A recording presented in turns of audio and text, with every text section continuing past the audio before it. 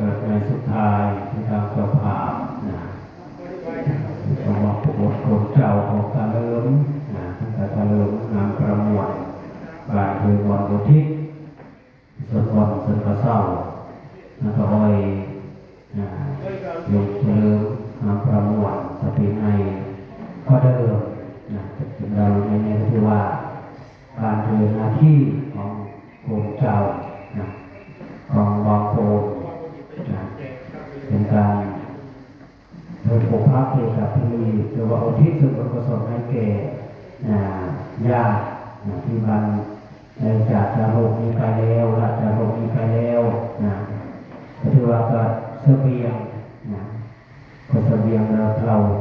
วันตกเกิดบอกที่เจียที่ล้อบนกระสอบการสุขภาพตรีทุกคนการก่อนที่เธอ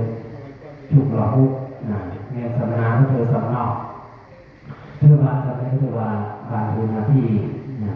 สมบูรณ์ทางกำลังที่พอเธอบ้านมาเธอทางกำลังด้วยกำลังโซเลยหลานเธอเกิดกำลังกันเลยครับต้องอาศัยความสามัคคีถึงเราเรียกในเอาบาโอน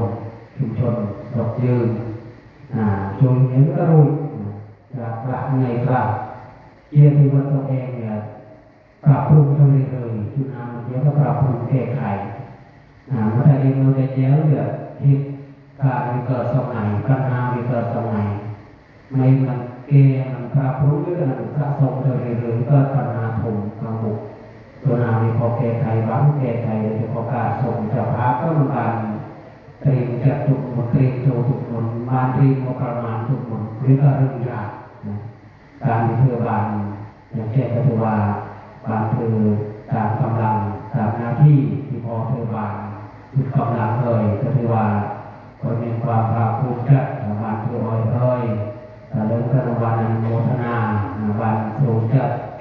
โคตรเจ้าก็มีบานดีจออันนี้ก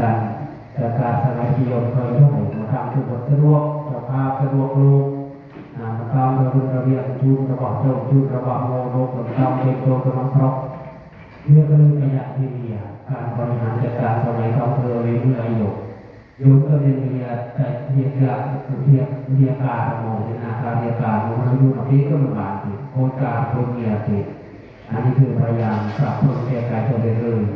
สุดท้ายมีวันกระเซ้าที่ทางสภาบานเธอจะเป็นในก็เดิมจนเราในสุดท้ายในพระบรมเนี่ยกัตบะเดชาพลวะปัจจัยสุดวันกระเซ้าจุดวันกระเซ้าถอยหยุดเฉลิมนามตามมองตลอดตลอดวิญญาณนักพระบรมเทวดารักษาทั้งหลายพระพุทธทั้งหลายพระมุขทั้งหลายบานอนุโมทนาวันกระเซ้าตกเนี่ยวันกระเซ้าที่บานเธอนึกจูต่อญาติโยมจงสุขความเจริญเนี่ยอายุเองกับเพียงเจริญกับเมียเถิด